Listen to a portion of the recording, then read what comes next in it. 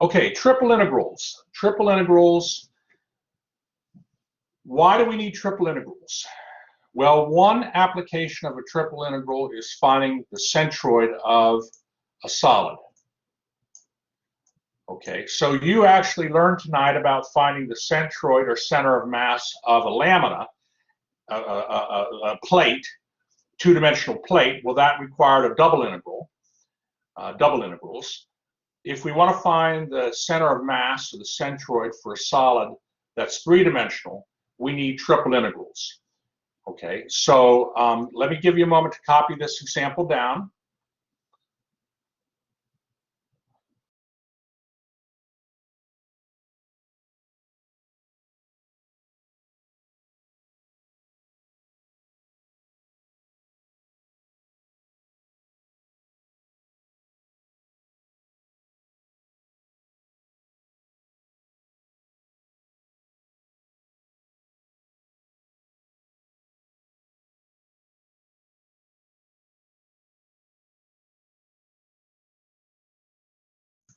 Charles, what we're learning can handle non-constant densities. So, I mean, you could see it in your homework, but I mean, we're dealing with a constant density here. You know, center of mass involves a fair number of triple integrals. So we want to try to keep the problem simple. Let's put it that way. But yes, what you're learning can handle that.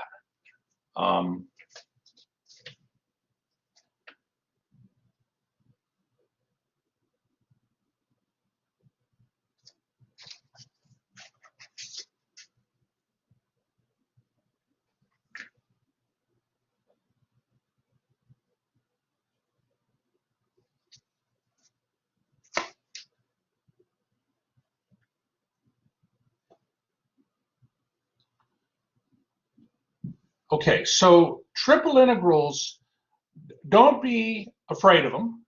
Don't be afraid of them because, you know, you can do a double integral. A triple integral is just another integral, okay? So now what we're going to do is instead of having just, for instance, dy dx, we're going to have a dz also. Okay, so a dz dy dx, or you could have a dy dz dx. If you're using rectangular coordinates, there are actually 6 orders, different orders of integration that you could use. And the order that you use is, it depends on the problem. So may I go ahead and start the solution here? Does everybody have the example copied down? We're going to find the centroid of a solid that's bounded by this parabolic cylinder, x equals y squared. Thank you, Ian. And the planes x equals z, z equals 0, z equals 0 is the xy plane, and the x equals 1. That's a vertical plane. Assume constant density. Okay, so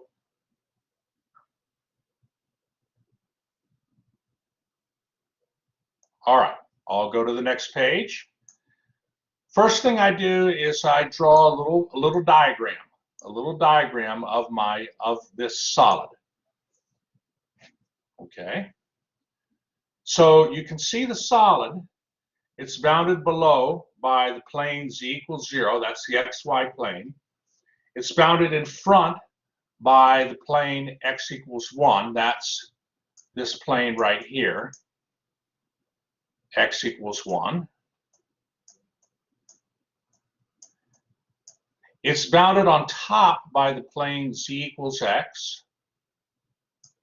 So think of the line z equals x. That would be a line coming out. If you think of the xz plane, z equals x would be a line coming out 45 degrees, right? But we just have a plane coming out at 45 degrees. but the plane is cut off by the cylinder x equals y squared. So that's just it's a vertical cylinder, but it's not like the cylinder, like a circular vertical cylinder. But they still call it a parabolic cylinder. And what we need to do is we need to find, first of all, the mass. Okay, let me give you a moment to copy the picture down.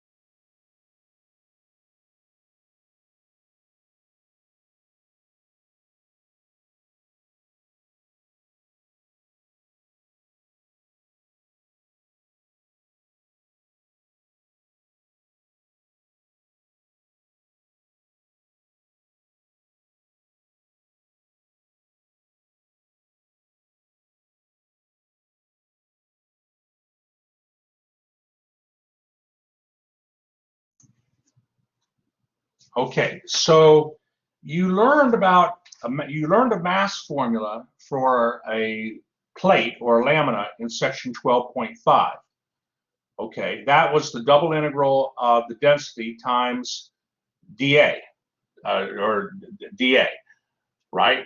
I should say it's the double integral of the density with respect to dA. Now you have what's called it's dz dx dy. That's going to be dv.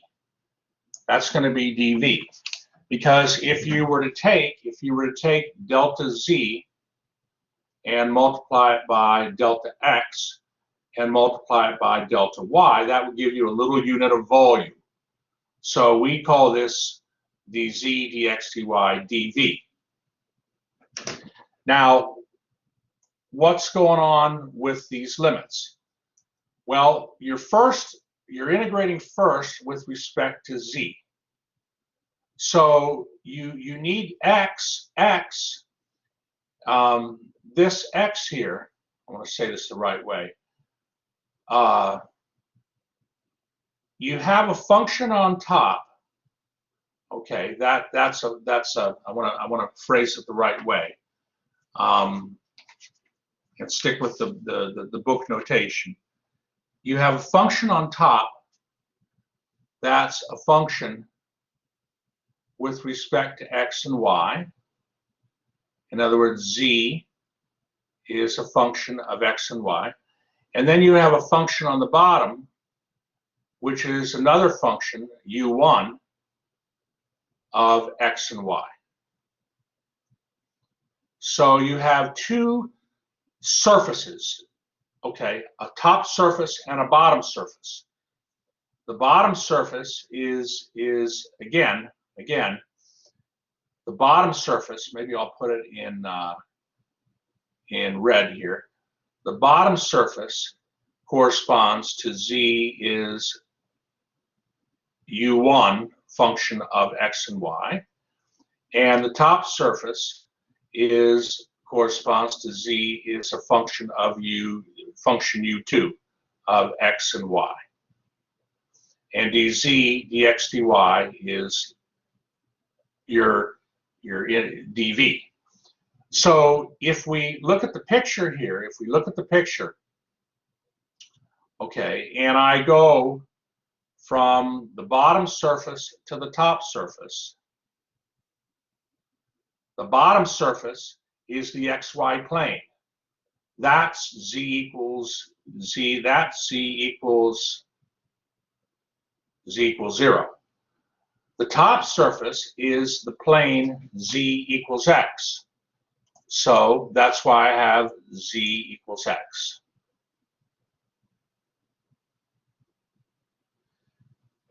Now, what I have to do now, though, is I have to figure out dx dy. I'm going to do dx dy. Okay. in that order for my last two variables of integration. Okay, and the region D comes right here. This is your region D in the XY plane. Okay? So you take the solid and project it down into the XY plane, and it gives you your region D. The region D, okay, is if I do dx, right? Dx, okay, maybe I'll use a purple here. Okay, dx goes in this direction, right? I go from a function on the bottom to a function on the top. The function on the bottom is the parabola x equals y squared. The function on, I got to be careful here now. Hold on one moment.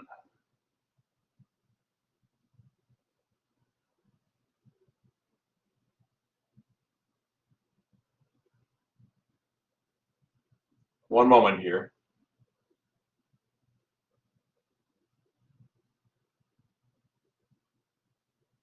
Yeah, the function on the top is this vertical line here, right? Which is x equals 1. That's fine. Now you come to the y limits. The y limits go from -1 to +1. And this creates your limits for the triple integral. So it goes surface to surface first, and then for your first variable of integration, and then your next variable integration goes from function to function, and then your third variable of integration goes from number to number. And when you work this out, you just do the same iterative process that you've done before. Same iterative process. It's just you have three. You have three that you have to do. So the inner integral I'm integrating with respect to z, okay, and the limits go from 0 to x. Okay, so I just, my antiderivative is rho times z. All right, are there any questions so far?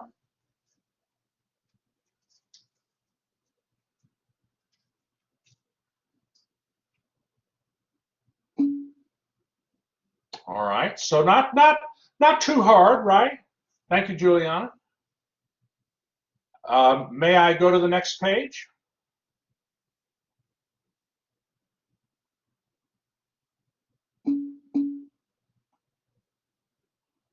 Okay, very good. All right, so I'm going to just continue integrating here. Here we go. Now, I'm gonna, my my integrand here is going to be rho times x. Okay, because I had to put in x and 0 for z. So that's going to get me rho times x here. Now I do that integral with respect to x. And I feed in the limits 1 and y squared, and that gets me down here. And now it's a calculus 1 problem. And in the end, my answer for the mass is going to be 4 rho divided by 5.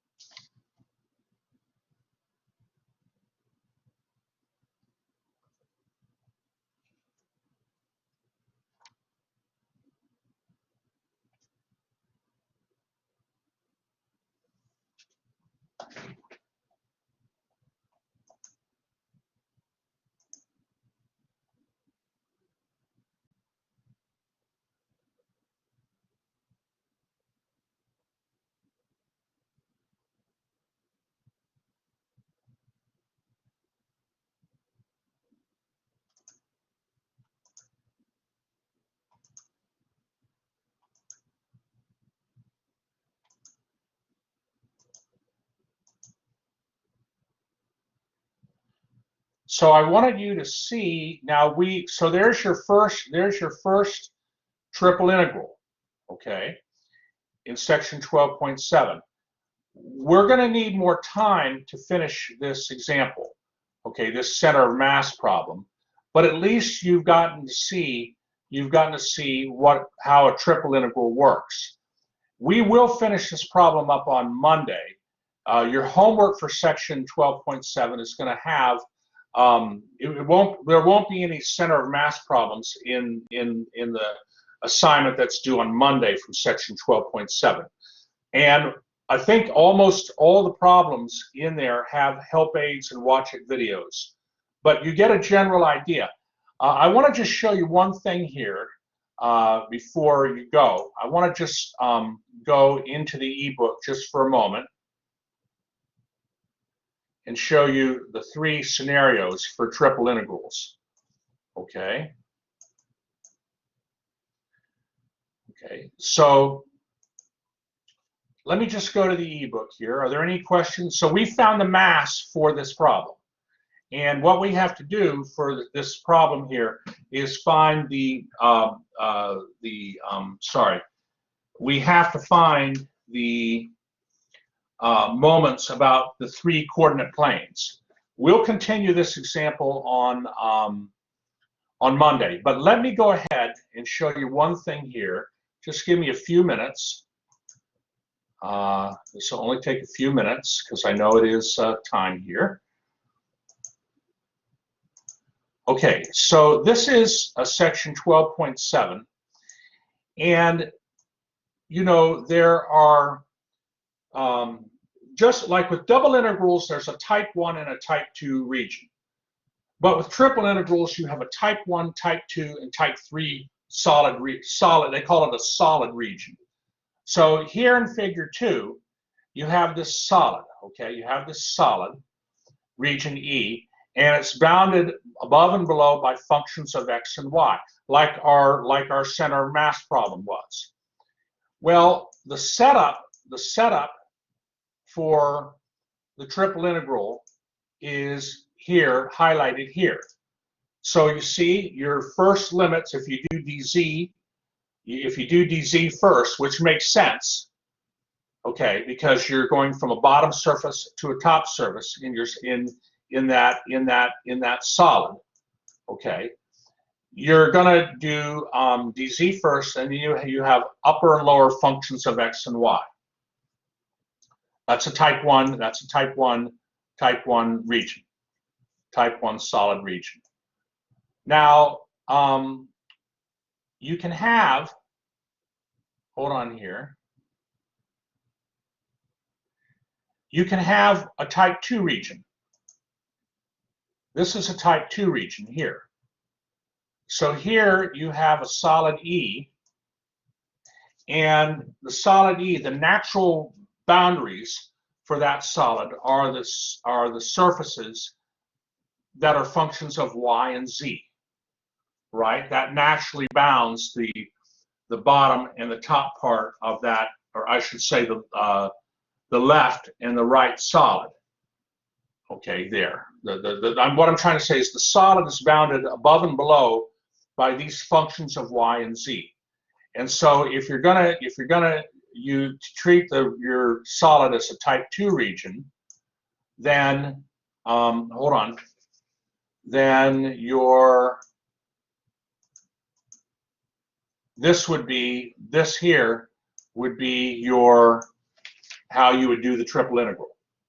You would integrate with respect to x first, because your bounding surfaces are functions of y and z. X is a function of y and z. Okay, does that make sense? I got just one more to show you, but maybe give me a thumbs up if you're, if you're okay, reasonably okay. Just need a few thumbs up. Okay, good. All right, let's look at one more here. Let's look at one more. A type 3 solid region. This is a type 3 solid region in figure 8 from section 12.7. Here, the solid is bounded by two surfaces that are functions of x and z. Okay, so let me ask you, for figure 8, when you do the triple integral, what variable are you going to integrate with respect to first? X, Y, or Z for a type 3 region in figure 8. What variable do you integrate with respect to first?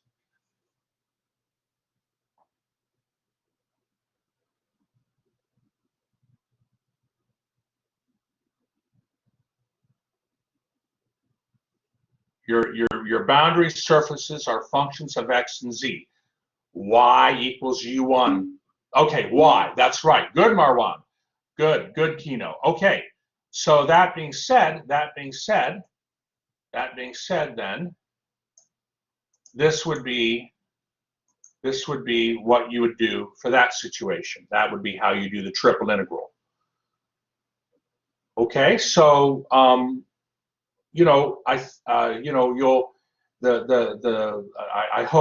think this